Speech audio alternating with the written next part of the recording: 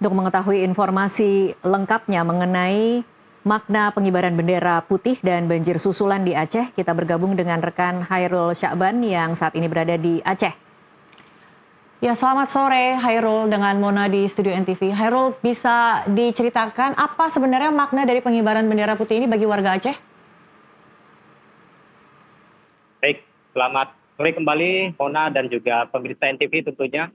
Ya, sebagaimana yang telah diketahui bersama Mona bahwa masyarakat di Aceh khususnya Kabupaten Aceh Utara sendiri hingga hari ini mereka masih mengibarkan bendera putih sebagai simbol bahwa mereka telah menyerah menghadapi bencana alam yang terjadi sejak November lalu.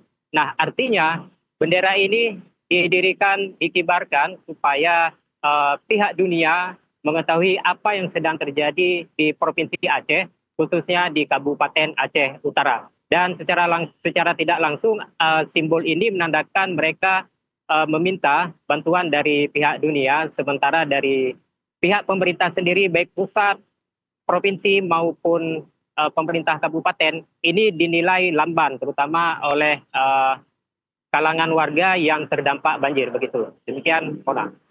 Oke, Hairul, seperti apa kondisi warga yang terdampak di sana sampai mereka menyatakan menyerah atas situasi bencana ini?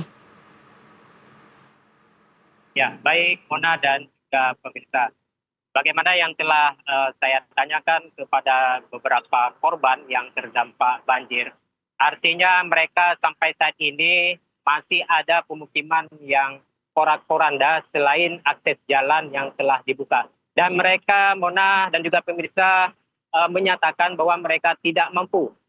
Masyarakat yang terdampak banjir ini tidak mampu lantaran hingga hari ini masih ada korban yang belum menerima bantuan dari pemerintah, baik logistik maupun secara penanganan. Yang namun pihak korban lainnya, artinya di sini di Aceh yang sedang berlangsung adalah didominasi oleh korban membantu korban, begitu, Mona. Warga bantu warga begitu ya. Oke, Hairul, apakah karena mereka menyerah ini juga mereka kemudian mendesak pemerintah untuk segera menetapkan status bencana nasional? Baik, Mona dan juga pemirsa.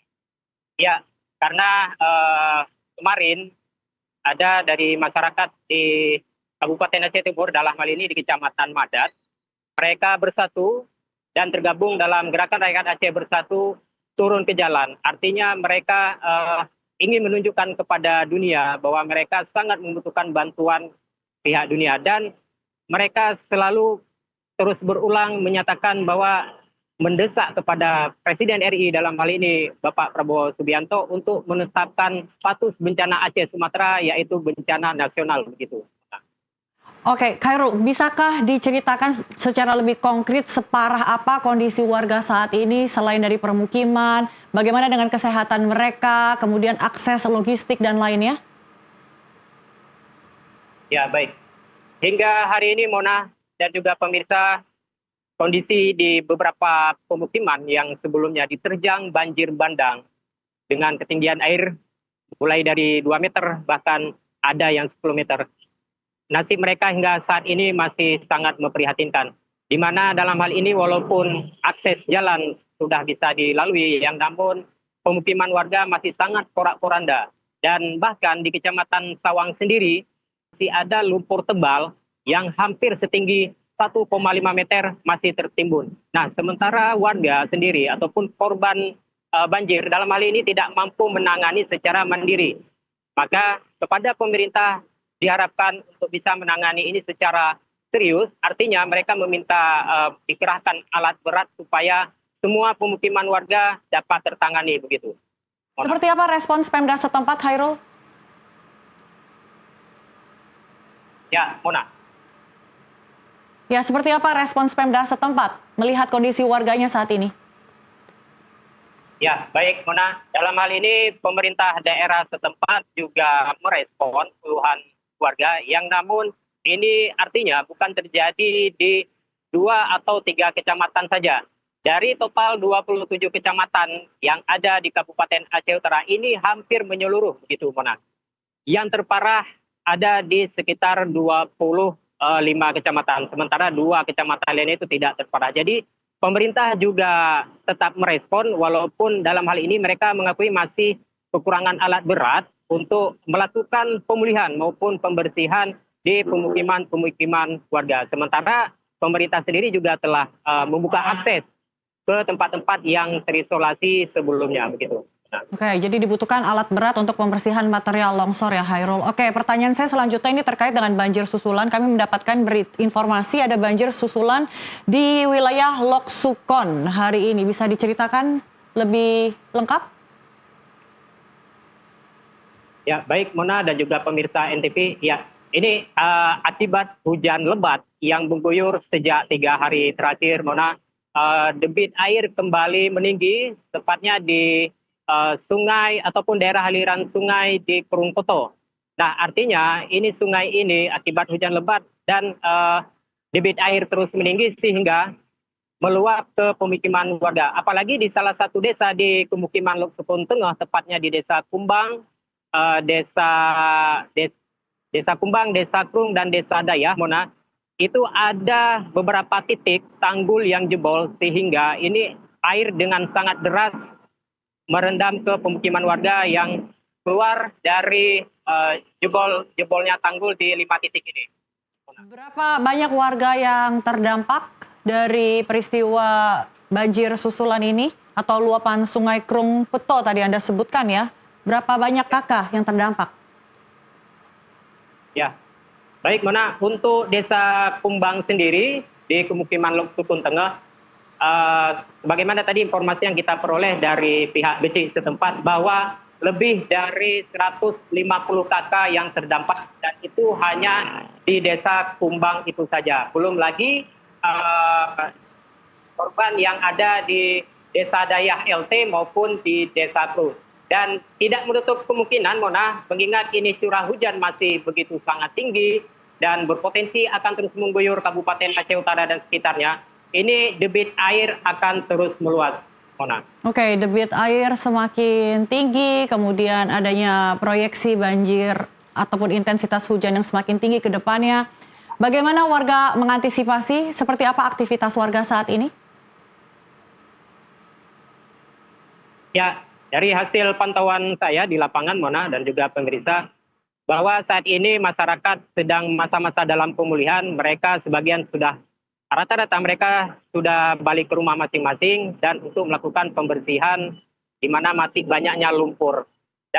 Dan namun hingga sore ini juga masyarakat tetap khawatir akan datangnya banjir susulan meskipun mereka sudah siap siaga sampai sore ini. Begitu, Mona. Apa yang mereka lakukan? Bagaimana mereka bersiap siaga mengantisipasi intensitas hujan yang akan semakin tinggi ke depannya? Ya, artinya masih ada warga yang terus menyelamatkan benda maupun barang-barang berharga mereka, dan hingga hari ini mereka belum menurunkan barang-barang tersebut di tempat-tempat ketinggian karena memang menurut mereka untuk tahun ini saja di pemukiman Lok Sukon Tengah banjir sudah terjadi sebanyak 21 kali. Maka bagi mereka sendiri meskipun khawatir dan ini juga masih sebagai hal biasa, namun banjir ini ditanggapi secara serius baik dari warga maupun pihak pemerintah sendiri, dan mereka berharap pemerintah terus untuk turun memantau ke lokasi-lokasi banjir susulan ini agar di kemudian hari tidak ada lagi banjir susulan. Dengan cara pemerintah harus menangani untuk melakukan tanggap darurat di segi tanggul-tanggul yang jebol begitu. Nah. Baik, 21 banjir terjadi di sepanjang tahun 2025. Tapi peristiwa banjir di akhir tahun ini merupakan sebuah anomali ya, Hairul ya. Apakah ada imbauan dari pemerintah setempat terkait agar warga mungkin mengungsi sementara atau ada pembentukan hunian sementara untuk mereka agar tidak timbul korban jiwa mungkin ke depannya?